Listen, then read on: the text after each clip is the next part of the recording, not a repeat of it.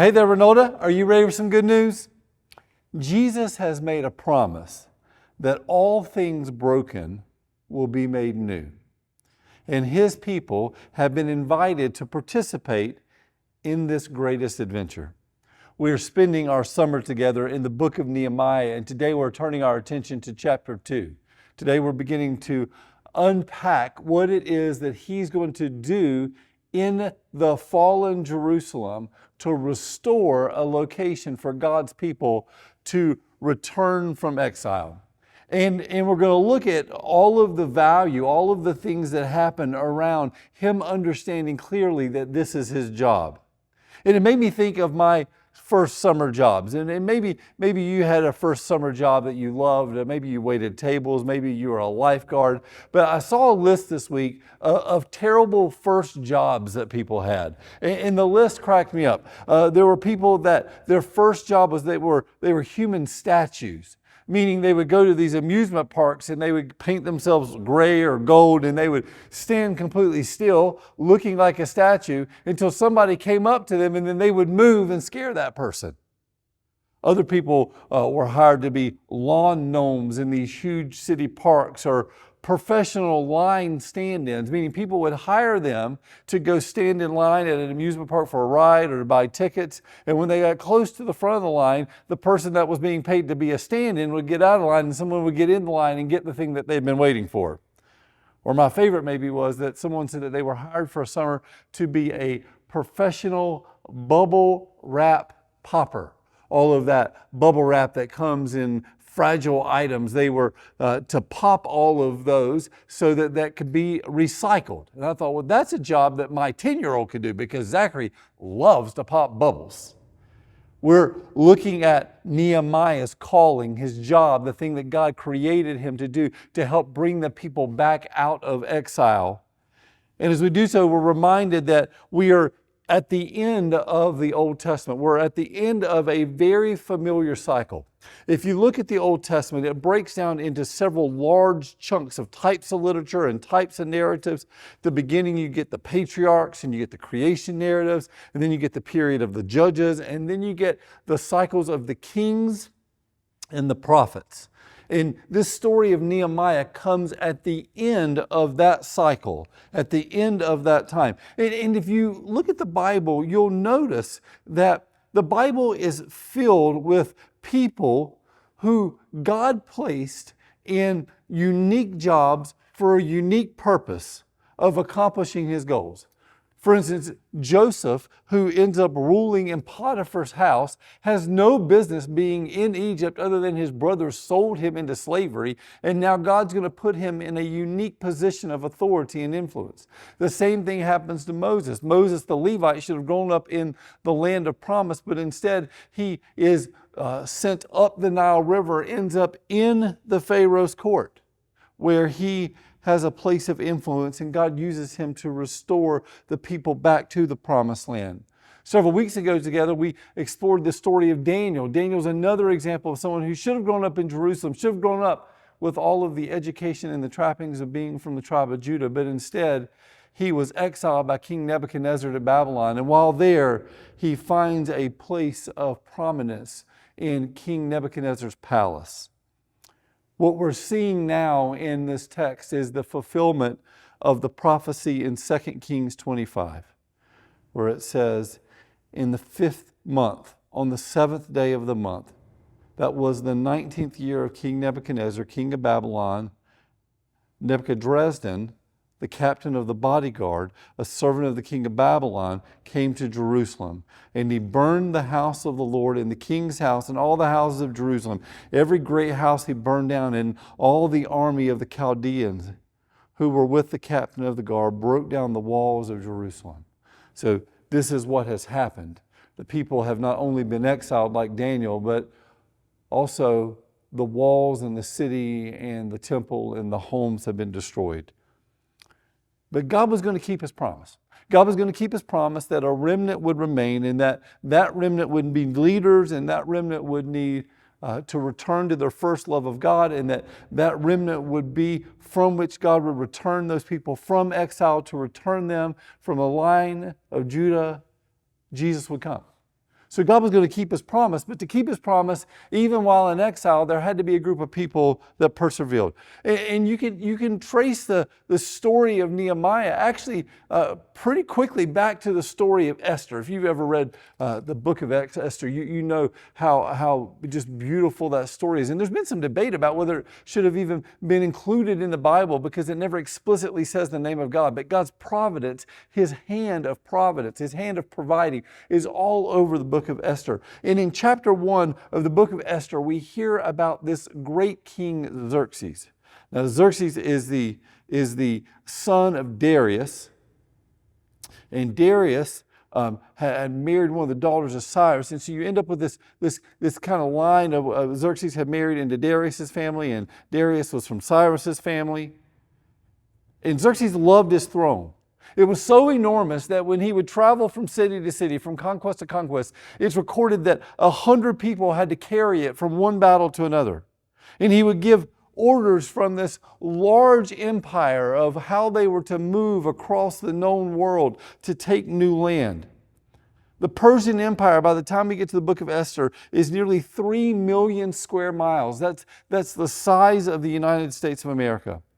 Xerxes is in his mid-30s, and he is protected by 10,000 soldiers. This young king is. They're called the Immortals. In the first chapter of Esther is really dedicated to telling his story, of telling how he was used. But the truth is that while Xerxes and the people that became before him, the people that follow him, were real people living in real history, they really existed, and you don't have to trust the Bible to believe that they really existed. They existed in your history books in high school and college. But they really were fundamentally representing larger systems of the world. And so by the time we get to the book of Nehemiah, Xerxes' son, King Artaxerxes, is now the king. And he actually got the job by murdering his own brother, so that he has inherited a throne that was not rightfully his, and Nehemiah has become the cupbearer for this man. And the books of Ezra and Nehemiah really can be read together.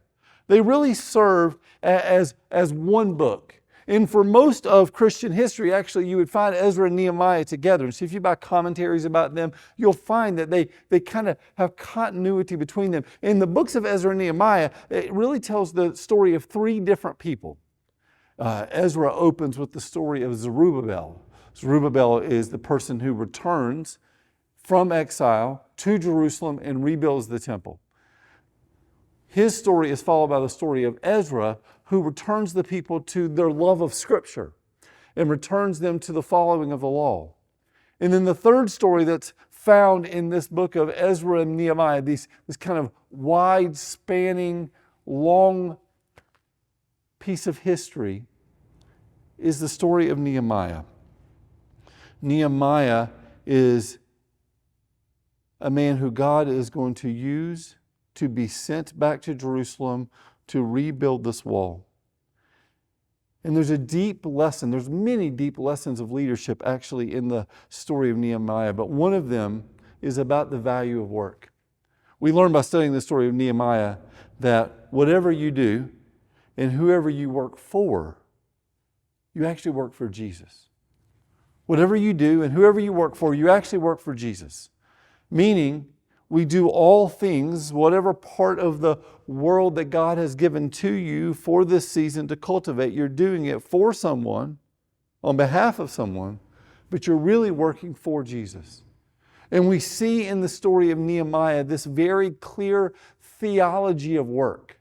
Meaning, what does work mean? Because on one hand, you could think of work as a punishment. Adam and Eve are in the garden. They're walking with the Lord in His presence. They sin against a holy God. God puts them outside the garden, and one of the punishments is that their work will be difficult. But He never says that their work itself will be the penalty, the payment. One of the punishments is that it will be difficult. So the work itself is redemptive, meaning God has put us on earth to first and foremost be a part of His redemptive plan. We see this in Nehemiah's story, a theology of work, an understanding of work, that work is redemptive. We are making things right. Things that were wrong, we are making them right. Another piece of a theology of work might be that we are being restorative. So if redemptive is we're making wrong things right, restorative is that we are making old things new. We are restoring them. I'm fascinated by people who go into old homes and restore them and keep the character and the classic nature, but bring in all of the benefits of modernity. Right? So we're taking something that's old and making it new again. And then the last piece that we see in Nehemiah's story about work is that it is exalting. We are placed on this earth for a season with a particular call, a particular job, a particular work, whether that's homeschooling your kids, teaching school, coaching, whether it's a lawyer, whatever God may have called you to.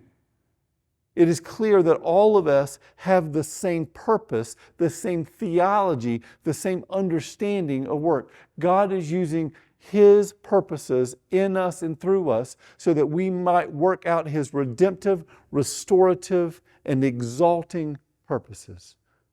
We are making all things new. We are bringing glory to God by making things that were once broken re-imaged in the image of God. And what we learn from the story of Nehemiah is that God is just fine with us making big, bold asks. Meaning God is quite fine with us making audacious ask of Him. And Nehemiah makes an audacious ask of the Lord that the Lord then redirects to this king Artaxerxes. And so Nehemiah goes to him in chapter 2 and he says, listen, I want to go back home. And not only do I want to go back home, but I want you to pay me. I want you to pay me for this time that I'm going to be gone. And maybe you work in a job that you get 2 or 4 or 6 weeks paid vacation. Nehemiah says, I'm going to need 12 years of paid vacation. I'm going to be gone for a really long time. And while I'm gone, remember, he's the cupbearer. This guy trusts him. He's keeping people from poisoning him. So he's making a sacrifice by letting Nehemiah return to Jerusalem. And it's not a weekend trip, it's a 12-year trip. And Nehemiah says boldly, he asks, he says, not only do I need to go on paid vacation for 12 years, but I need you to provide all of the supplies for the rebuilding of the city. So I need it to cost you something, not just my work, but I need you to cost you something. And I need you to build me a home when I get there. I need to have a place to live. And then I'm concerned that as I travel from Persia back home to Jerusalem, that I might be attacked. And so I actually, not only do I want you to send me and supplies and provide a place for me to live, but I also need you to send part of your army with me so that I'll be protected. And the Lord moves on the heart of Artaxerxes and he says yes. And so Nehemiah returns. And pick up in verse 9. Then I came to the governors of the province beyond the river and gave the king's letters. These are letters that Artaxerxes sent saying, I have sent him, don't touch him. Now the king had sent with me officers of the army and horsemen. So he sent his army with him to protect him. But when Sanballat, the Horonite, and Tobiah, the Ammonite, servant heard this, it displeased them greatly. And someone had come to seek the welfare of the people of Israel. So the people in the surrounding kingdoms hear that this has happened. Hear that the king of Persia, King Artaxerxes, has sent his cupbearer back to Jerusalem, one of the exiled Israelites, and he's sent back not only with all the time and the treasure that he needs, but he's also sending him with the protection of the Persian army.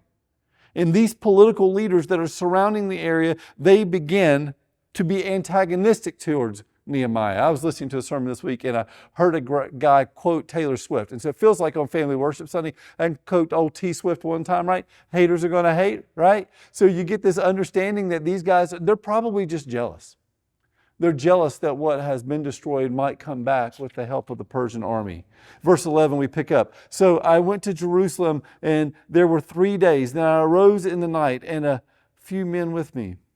I told no one what God had put into my heart to do for Jerusalem.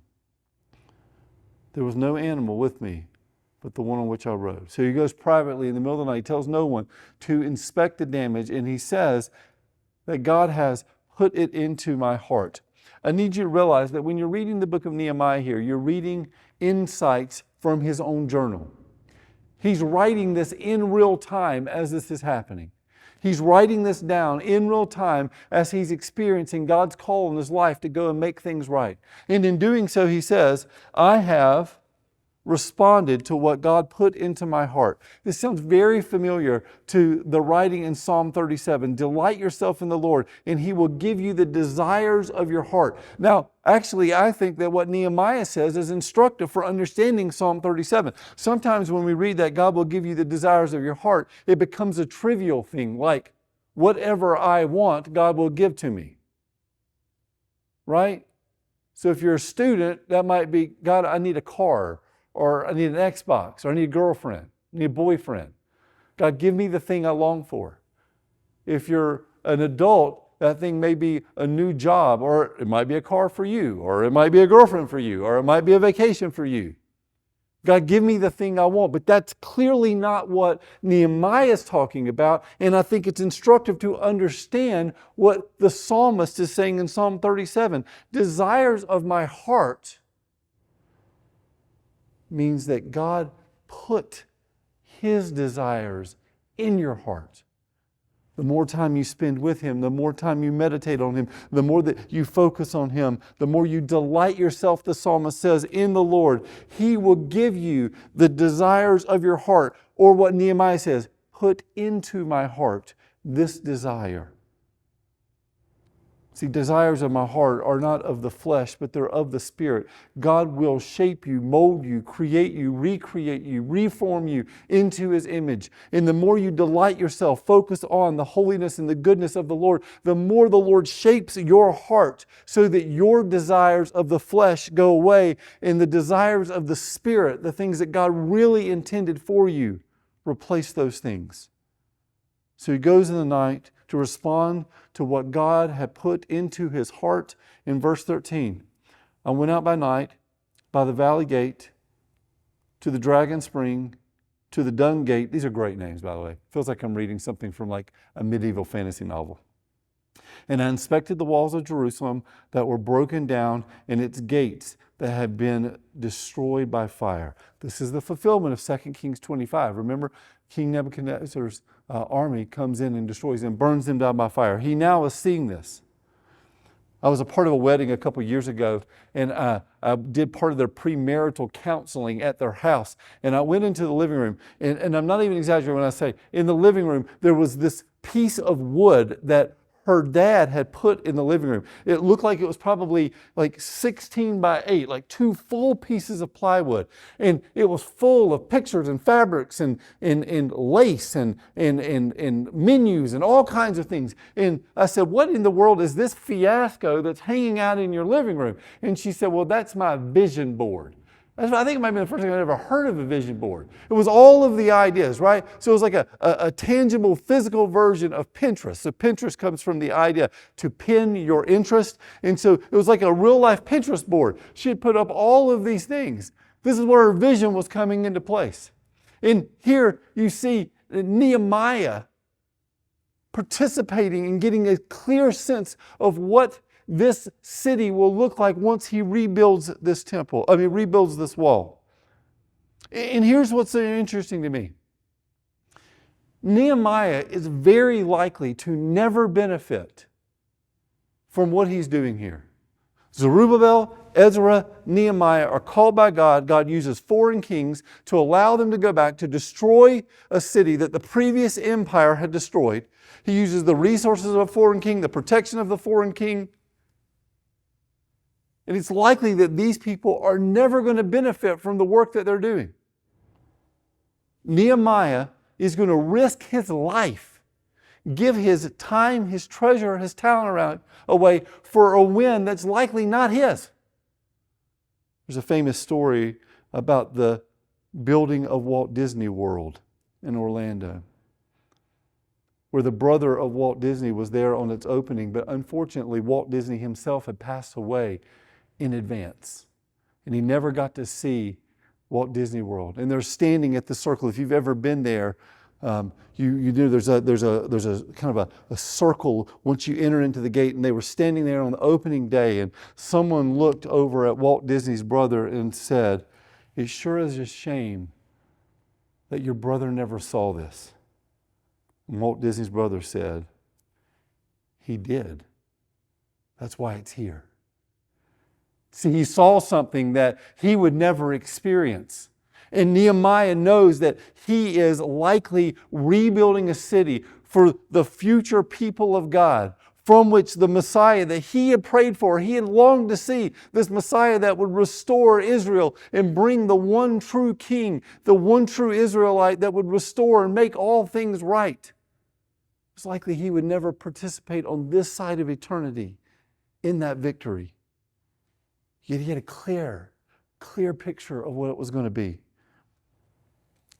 And how did he get that clear picture? It says in verse 17, "Then I said to them, you see the trouble we are in, how Jerusalem lies in ruins and its gates burned. Come, let us build the wall of Jerusalem, that we may no longer suffer derision." Verse 18, "And I told them of the hand of my God that had been upon me for good, also the words that the king had spoken to me, and that they said, let us rise up and build.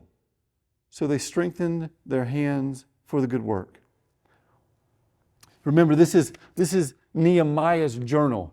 He's writing down what he's experiencing here. He writes it in first person. He says, "And I told them of the hand of my God." Do you see what he's doing? Do you see the pattern of getting clarity about his life? He prays. There are 9 prayers in the book of Nehemiah. He prays that the Lord will give him clarity, and then he plans. Most of us spend our adult lives doing the exact opposite, making a plan and asking God to bless it. Working out a plan and asking God to show us favor. Working out a plan and then asking that God would direct our steps. Nehemiah is full of leadership lessons. Lessons about how we understand work, about how we follow God's calling, about how we make big, bold asks. But maybe the most important lesson from the book of Nehemiah is that praying preceded planning. Listening preceded acting. He sought the Lord's wisdom first. It's about listening to what God is doing, delighting yourself in the things of the Lord, seeking God's best, letting Him transform the desires of your heart, and then responding by asking God, now that I've listened, what shall I do? What shall I do? In verse 19. "But when Sanballat, the Horonite, and Tobiah, the Ammonite servant, and Geshem, the Arab, heard of it, they jeered at us and despised us and said, 'What is this thing that you are doing? Are you rebelling against the king?'" Meaning, surely the king that's back in Babylon, the king Artaxerxes of Persia, surely he doesn't know what you're doing. Surely you're rebelling against him. Surely God didn't really call you to do this. Surely you misunderstood. See, the enemy will always try to convince you that either you lack clarity or you lack favor. The enemy will try to convince you one of the two. Either you're confused or you're just wrong. Either you lack clarity or God's not in it. Even if you understand what you're supposed to be doing, surely God's not calling you to do that thing. And that's what these enemies do. It's a spiritual thing. The enemy wants to try to confuse us. And when he can confuse us, you know what the fruit of confusion is? Anxiety. When I feel like I've not heard from God or I'm not going to be blessed by God, the fruit of that confusion is anxiety. I was reading a study this week that suggested that the part of the brain that produces anxiety only has one other function. The part of the brain that responds to confusion by making us anxious only has one other function. And you know what it is? It's thanksgiving. The part of the brain that produces anxiety is the same part of the brain that produces thanksgiving. And we know from neuroscience that the brain cannot do both of those things at the same time. If it's anxious, you can't be thankful. And if you're thankful, you can't be anxious. This is why Philippians 4 says, be anxious about nothing. How in the world can I live in this world and not be anxious about anything? And it tells you, with prayer and thanksgiving. Neuroscience discovered something thousands of years later that the Bible already taught us, is that anxiety and thanksgiving cannot coincide at the same time. Be anxious about nothing. How? Prayer and thanksgiving. And that's what Nehemiah has to do here. These enemies of God's plan are trying to mix up the water and create confusion and anxiety, convince him that God's not really for him. And even if God's for him, he's costing himself his life, because surely the king of Persia doesn't know what's happening. But Nehemiah prayed and then planned. Because his planning is a result of listening, he knew that this was what the Lord was doing. And the only right response when we have clarity from the Lord is thanksgiving. Is thanksgiving. And so then he replied to them in verse 20, the God of heaven will make us prosper, and we, his servants, will arise and build. But you have no portion or right or claim to Jerusalem. You have no right or claim or portion in Jerusalem.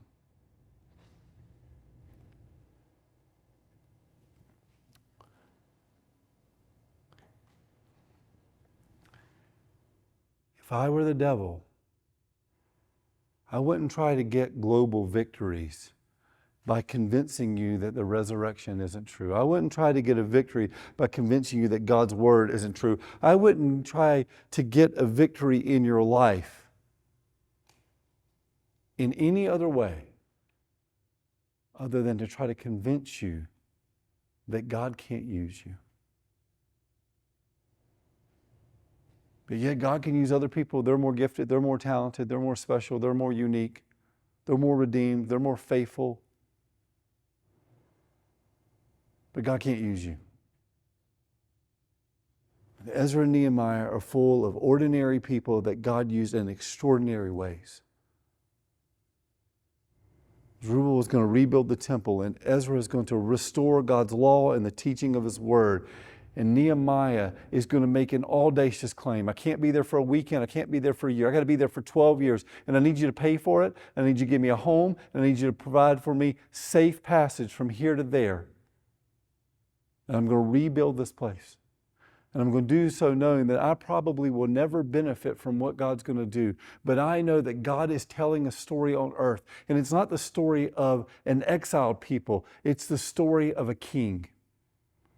It's the story of a God who's woven together human history in such an intricate way that there's only one person in all of human history that could fulfill all of the prophecies, all of the promises, all of the story of Scripture. Nehemiah would not meet Jesus until the kingdom, but he was establishing a foundation from which, from the seed of Jesse, from the seat of David, from the throne of Judah, the Messiah would come. And you know how they know that he was the Messiah? Not only would he fulfill all of these prophecies, but he'd fulfill one prophecy that would be completely unique to the story of Nehemiah. On the day before Jesus would begin his last week of public ministry, on the Sunday before, Jesus would not enter like Xerxes or Artaxerxes on thrones that had to be lifted by hundreds of people, but instead Jesus, as an act of final humility, would crawl up on the back of a donkey. And the people who loved him and knew that he was who he said he was, they would begin to exalt his name, and in the fulfillment of Scripture, they would wave branches of palm trees as he entered into the city. I wonder if Nehemiah knew